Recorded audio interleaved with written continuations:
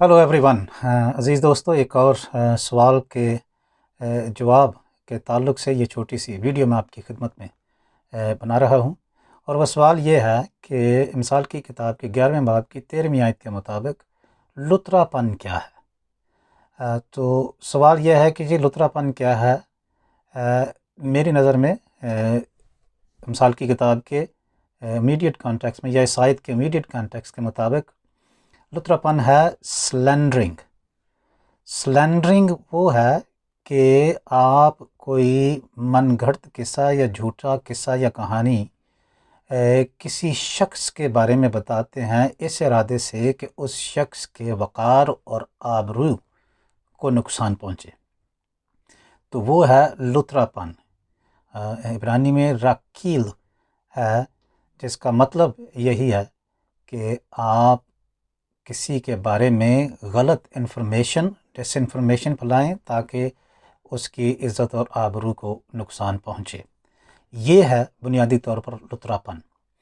अब कुछ लोग लुतरापन को इस तरह से इस्तेमाल करते हैं कि वो अपने मज़मूम इरादे जो हैं वो किसी के साथ शेयर करते हैं और फिर उन्हें ये यकीन दिलाते हैं कि ये मुझे खुदा ने कहा है, तो इसलिए मैं आपसे ये कह रहा हूँ।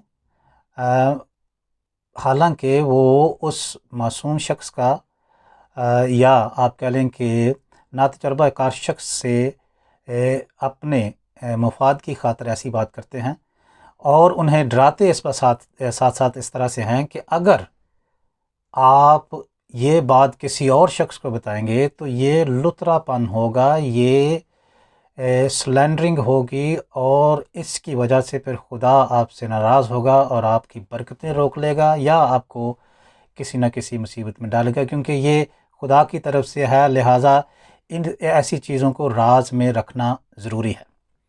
तो इस सिलसिले में मैं ये अर्ज़ करता चलूँ कि अगर कोई शख्स अपने इन मज़मूम इरादों को बुनियाद बनाकर खुदा के नाम से जोड़ता है, पहली तो बात ये दुरुस्त नहीं है।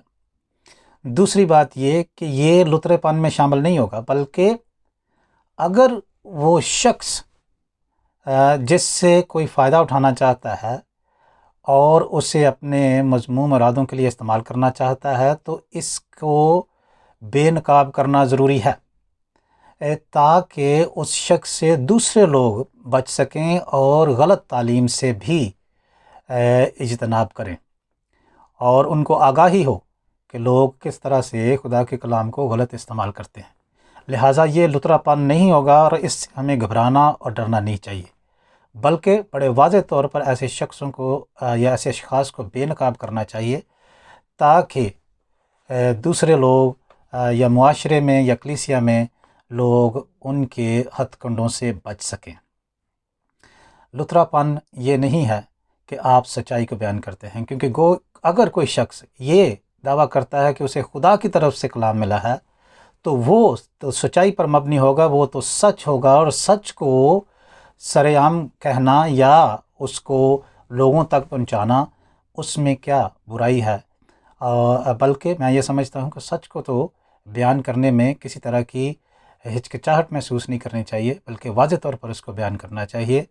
दूसरी तरफ वो लोग ऐसी बातें करते हैं जो खुद समझते हैं कि ये दुरुस्त नहीं है और झूठ है, इसलिए वो अपने झूठ को छुपाना चाहते हैं।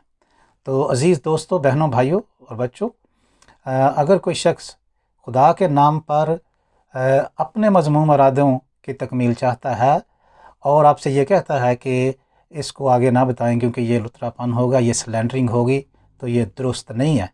इसलिए हमें इस बात से आगाह होना चाहिए और दूसरे लोगों को भी इसकी आगाही देनी चाहिए ताकि सभी लोग एक तो इस तरह के झूठे और उसातिज़ा या जो कलाम की गलत तफसीर करते हैं उनकी निशानदही हो सके, और दूसरा ये कि दूसरे लोग और आप ख़ुद भी नुकसान से बच सकें। खुदावंद हमें इम्तियाज़ की रूह बख्शे ताकि हम ऐसे लोगों से बच सकें और उनके हथकंडों से हमें खुदा निजात बख्शे। आमीन।